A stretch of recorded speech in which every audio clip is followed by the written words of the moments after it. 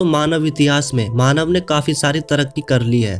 अणु, परमाणु और गॉड पार्टिकल खोजने से लेकर ग्रह उपग्रहों पर जाना और सोलर सिस्टम से बाहर यान भेजने तक कई महान कार्य हो चुके हैं। लेकिन अभी भी कुछ सवाल ऐसे हैं जिनका जवाब हमारी साइंस आज तक नहीं दे पाई है और शायद ही कभी दे पाए। तो चलिए देखते हैं आखिर वह सवाल कौन से हैं। हम ईश्वर को कई नामों से जानते हैं, जैसे कि गॉड, अल्लाह, भगवान, खुदा। लगभग सभी मनुष्य यही मानते हैं कि इस सृष्टि का निर्माण ईश्वर ने ही किया है, परंतु वैज्ञानिकों में इस बात का हमेशा से ही मतभेद होता आ रहा है।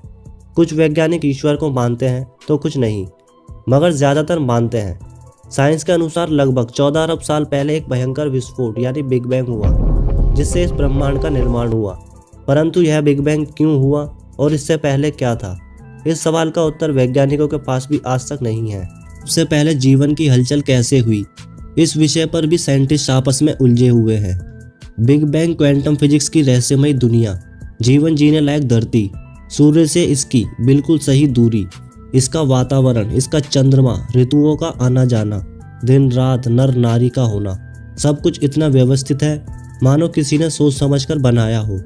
यही सारी बातें हमें यह सोचने पर मजबूर कर देती हैं कि सृष्टि अपने आप नहीं बल्कि किसी ने इसको बनाया है और उसी को हम ईश्वर कहते हैं।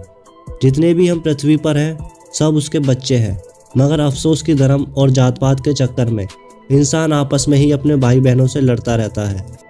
जो कोई भी मटेरियल हम अपने आसपास देखते हैं वह एटम से बना हुआ है, मगर यह समस्त ब्रह्मांड का केवल 5% हिस्सा ही है जो कि एटम से बना हुआ है। बाकी का 95% हिस्सा किस मटेरियल से बना हुआ है यह अभी तक हम नहीं जानते।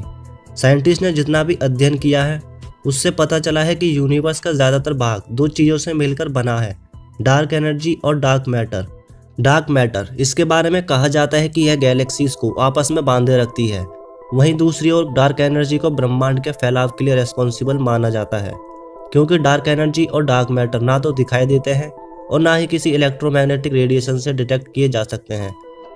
जिनको ब्रह्मांड के बारे में जानने की इच्छा हो उन्होंने एक न एक बार तो ब्लैक होल के बारे में जरूर पढ़ा या सुना होगा।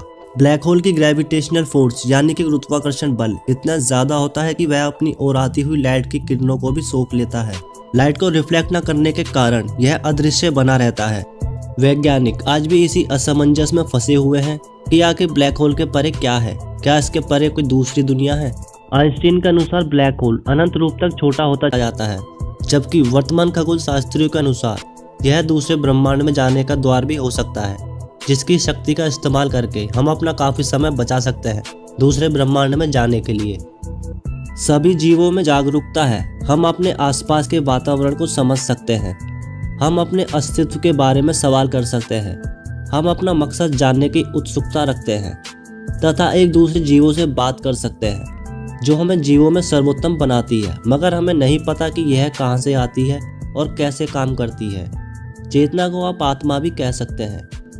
हमारा दिमाग सेंट्रल कंप्यूटर की तरह काम करता है तथा सभी शारीरिक क्रियाओं को संभालता है।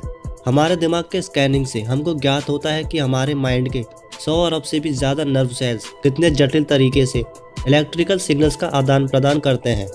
मगर दिमाग और चेतना फिर भी एक नहीं है, क्योंकि इलेक्ट्रिकल सिग्नल हमको यह नहीं बताते कि कैसे यह भौतिक दिमाग चेतना का निर्माण कर देता है। नियर डेथ एक्सपीरियंस से पता चलता है कि जीव की चेतना तब भी काम करती है जब दिमाग काम करना बंद कर देता है। तो यह चेतना आखिर क्या है और कहां से आती है, इसको आज तक भी वैज्ञानिक सुलझा नहीं पाए हैं। साइंस इस बात को पता लगा चुका है कि हम सपने कैसे देखते हैं, क्योंकि सोते समय जब हमारे दिमाग के नर्व सेल्स इलेक्ट्रिक सिग्नल का आदान प्रदान करते हैं तब हम सपने देखने लगते हैं।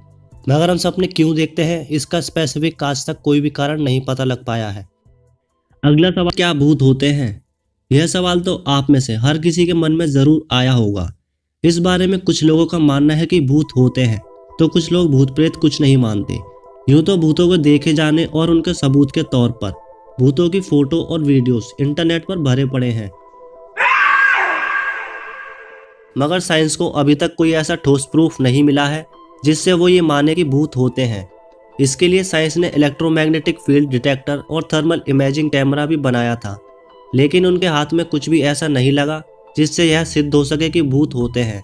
कुछ लोग जिन्होंने देखा है वो भूत होने का दावा जरूर करते हैं। प्लेसबो इफेक्ट दरअसल डॉक्टर द्वारा बोले जाने वाला एक झूठ है, जिसमें मरीज को कहा जाता है कि वह जल्दी ही ठीक हो जाएगा और वह सच में ही ठीक होने लगता है। दुनिया में लाखों लोग इस इफेक्ट से ठीक होते आ रहे हैं।